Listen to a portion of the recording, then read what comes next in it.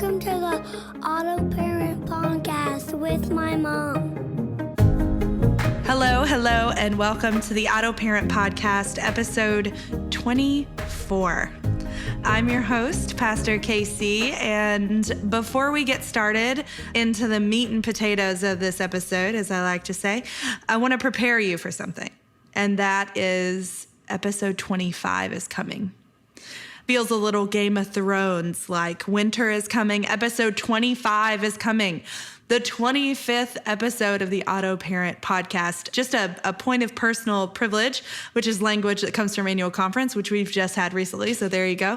I just want to say thank you so much for listening to the podcast, for engaging with us, and for making this a reality. It's super cool, and I'm so thankful and grateful. And it's just hard to believe that we've been doing this for almost half a year at this point. So anyway, obviously for episode 25, you knew we were going to pull out all the stops. And so what's going to happen next week is another very special video episode. It'll be our second one. And I mean, come on, we had to bring the heavy hitters with the guests. And so next week, joining me on the podcast will be the very good Reverend Ginger Gaines Sorelli. You are not going to want to miss it. It's going to be phenomenal and amazing, and I can't wait for you to hear it. All right, well, that's what I got for you as far as preparing yourself for next week. Let's just go ahead and get into this week's episode, shall we? Let's start first with a parenting win.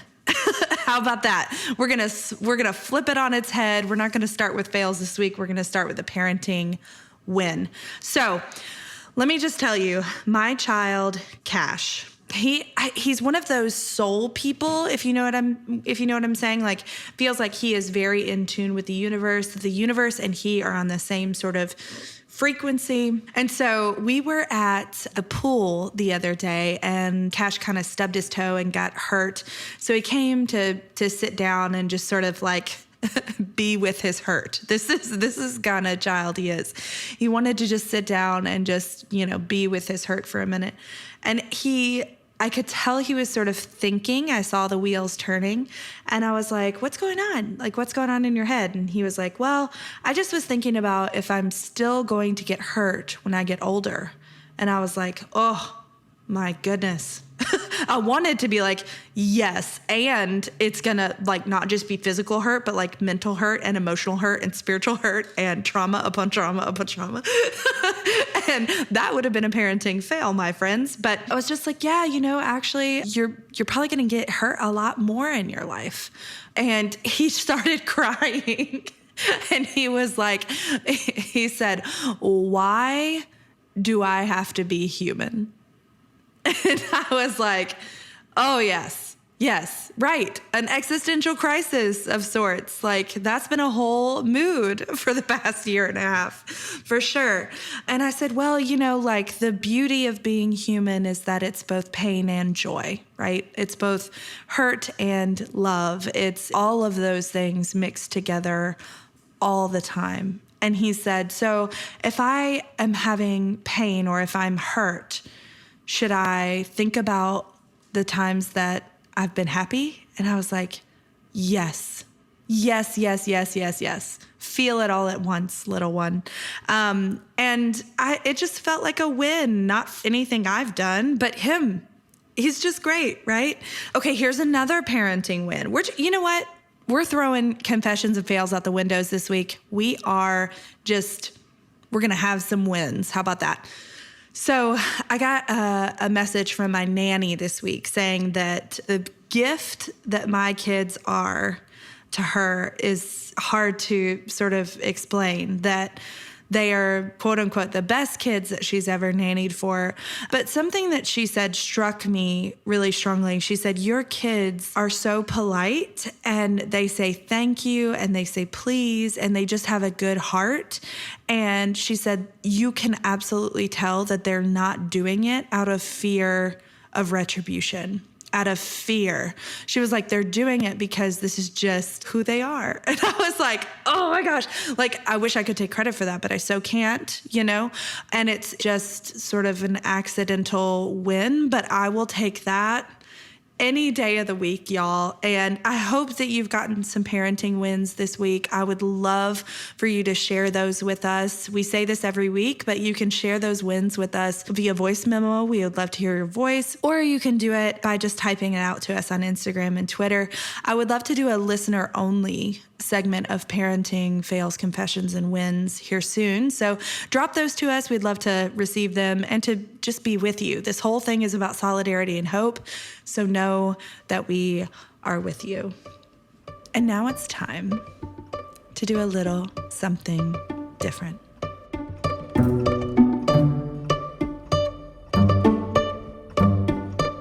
It's time for our Get Real segment, where each week we take the lectionary passage and get real.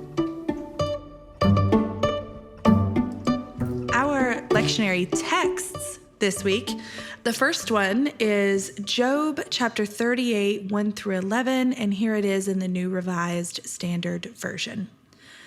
Then the Lord answered Job out of the whirlwind. Who is this that darkens counsel by words without knowledge?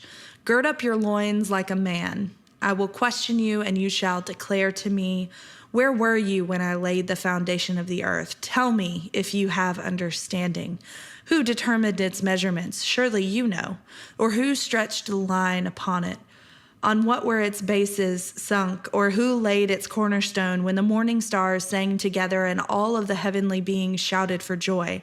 Or who shut in the sea with doors when it burst out from the womb?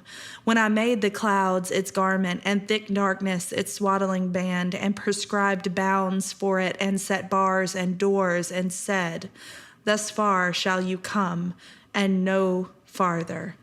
Here shall your proud waves be stopped.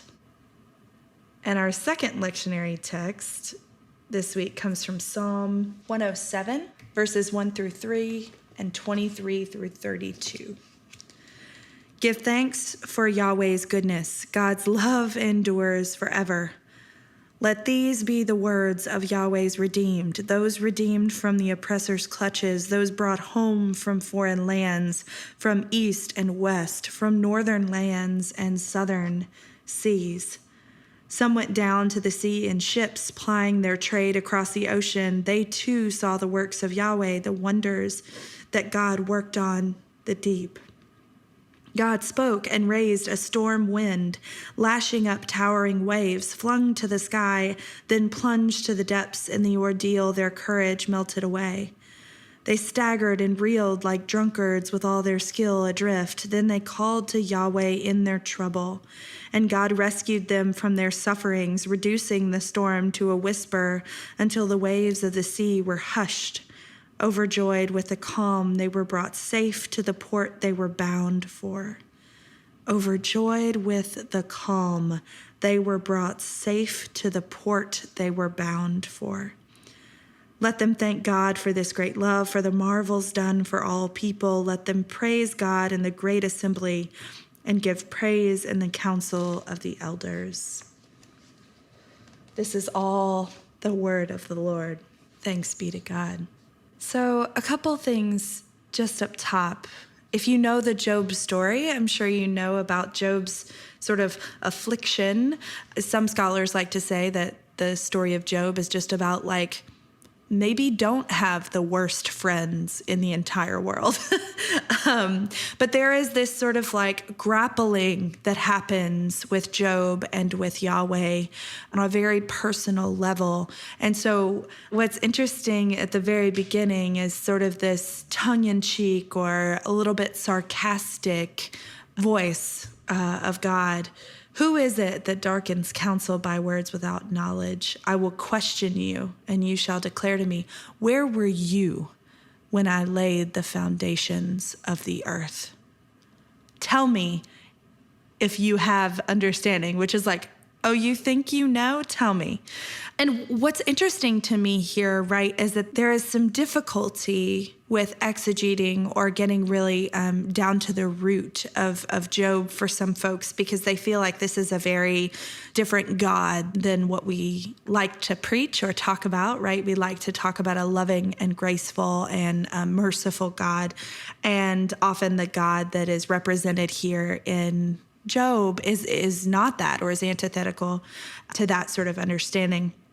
But what I want to call us to specifically in thinking about this text is as a reorientation toward a personal God. And so what's beautiful between the two texts here is that in Job, we have this very personal thing that's happening. And in the Psalm text, of course, we have this more sort of communal understanding of God's rescue and God's grace. And so with the Job thing, I think I've told this story before. I don't know if I've told it on the podcast. If I have, just bear with me. We're 24 episodes in. But there was this moment once where I was sort of in the pit of it. I felt like I was in one of the darkest places of my life, and I felt like God was present but distant. And it was the most visceral presence I have ever felt of God. And yet it felt as if it was like I could see God, I knew where God was, and God was distant from me. And that's sort of the feeling that I'm getting from Job here, is that even in the midst of trial and tribulation, of affliction and suffering, there is this intimate conversation between Job and God. And it's not, all roses and rainbows and butterflies, but that's what makes it real. It's real. It is grounded in humanity, and it is real.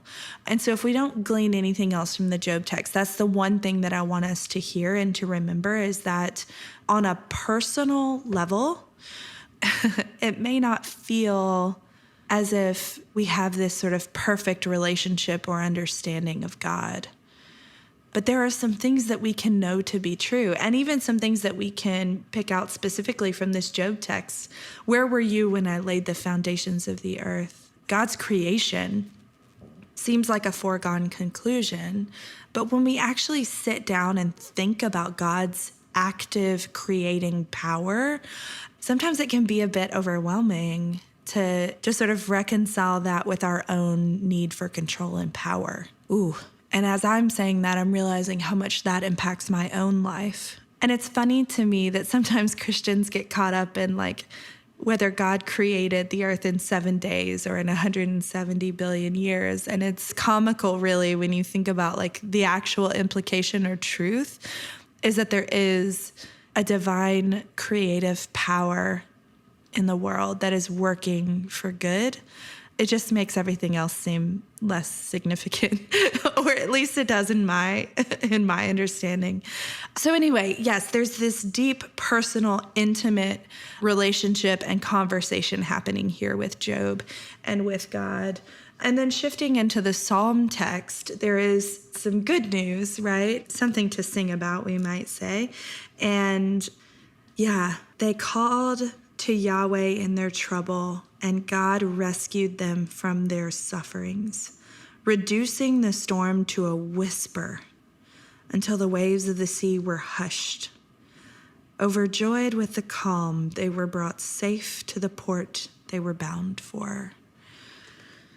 And so it makes me think about God's rescuing power and how that can be felt both personally and communally. And sometimes there is pressure from the communal ethos to feel God's rescuing power in a specific way, or to skip the difficulty. So perhaps if you think about Job's conversation, Job's affliction, the entire story of Job, to sort of skip that part just to the understanding and realization that God is a rescuer, God is refuge. But it's shallow, right? I mean, I don't know if I'm allowed to say that. Actually, when have I cared about what I'm allowed to say? But perhaps if we skip the rest of it, if we skip the deep, intimate sort of grappling and wrestling with God, then the rescue is insignificant. It's shallow. It's not personal. It's lost in the sea of a worship song that could be a love song, like, I don't know. Now I'm getting cynical, but I think that whole communal understanding of rescue is made real and grounded in our personal experiences of suffering, affliction, loss, grief, in those places where we've had to ask the questions, beg the questions, get angry, scream at God. How long, am I going to have to look at the back of your head, which is a reference from Psalm 13. And there's space for all of it. And in fact, that's what makes it worthwhile and beautiful. And so I think for us as parents this week, one of the things that we can remember is that we are part of a community that is seeking radical transformation, and that is a gift, but that it is our relationship and our conversation, our prayer, our grounded faith that makes all of that real. And so if you've struggled this week to have a connection with God, or if you struggled this year with having a connection with God, or if it's been years since you've felt close or even closeness in the distance with Yahweh, then I would invite you to think about that, to meditate or to pray or to tap into spirit, however you do that. And to see if that might illuminate something differently in communal space for you. And also talk to someone about it. Talk to your partner or to a friend or to a pastor. Any of the pastors on Foundry staff would love to talk to you about this more. Talk to someone about it. It's all going to be okay. It's been awesome to be with you today. Can't wait for next week, and we'll see you then.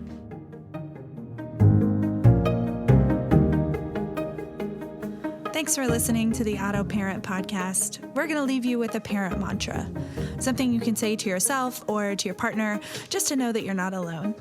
Your mantra for this week is, I am bound for rescue. I am bound for rescue. Because if we don't believe that, it's going to be really hard to convince our kids.